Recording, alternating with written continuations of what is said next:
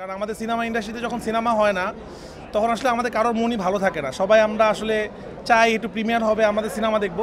তো এটা আমার একদমই অন্যরকম একটা ছবি। এটা আমার ওয়েব ফিল্ম। আপনারা জানেন আমি সিনেমার পাশাপাশি ওয়েব ফিল্ম বানাই। এটা তুফানের আগেই আমার নির্মাণ করা, এবং আমি চিন্তা করছিলাম যে আসলে আমি এই ছবিটাতে এমন দুজন কাস্টিং করতে চাই যারা একসময়কার অনেক বড় স্টার ছিল, যারা অনেক জনপ্রিয় ছিল, যারা এখনও কাজ করছে।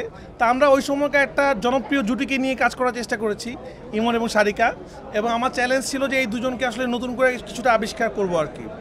তো যারা তুফান দেখেছেন, যারা মায়া দেখবেন, এটা যদিও ওয়েব ফিল্ম, ছোট আকারে সিনেমা, কিন্তু আমি একটু অন্য ধরনের সিনেমা বানানোর চেষ্টা করেছি। এটা খুবই মানবিক গল্প, একদমই অন্য ধরনের গল্প, এবং যে গল্প দেখলে কখনো আপনি ইমোশনাল হবেন, কখনো আপনি আবেগ প্রমাণিত হবেন, আপনার আশেপাশে অনেক কিছুর সাথে মিল পাবেন এই ছবির গল্প আর কি। তো আমার মনে হয় আপনাদের ছবিটা ভালো লাগবে, কারণ আমার এরকম মাঝে মাঝে অ্যাকশন ছবির পাশাপাশি এরকম মানবিক ছবি বানাতে অনেক ভালো লাগে। তো এই ছবিগুলো আমি ওটিটিতে এক্সপেরিমেন্ট করতে চাই, এবং আমি এতটুকু বলতে পারি আপনারা নতুন একজন ইমনকে পাবেন, নতুন একজন সারিকাকে পাবেন আপনারা ইনশাআল্লাহ। দেখার আগে এত কথা না বলি, শুধু এতটুকু দর্শকদের উদ্দেশ্যে বলি, আপনাদের মাধ্যমে যে দর্শকদের কাছে যাবে, এটা আমার একদমই অন্য ধরনের একটা ওটিটি ফিল্ম, যে ধরনের সাবজেক্টে আমি আগে কখনো কাজ করিনি, এবং খুবই মানবিক গল্প। আপনারা দেখেন, আপনাদের ভালো লাগবে। সিনেমা দেখার পর আপনার সাথে কথা বলবো ইনশাআল্লাহ।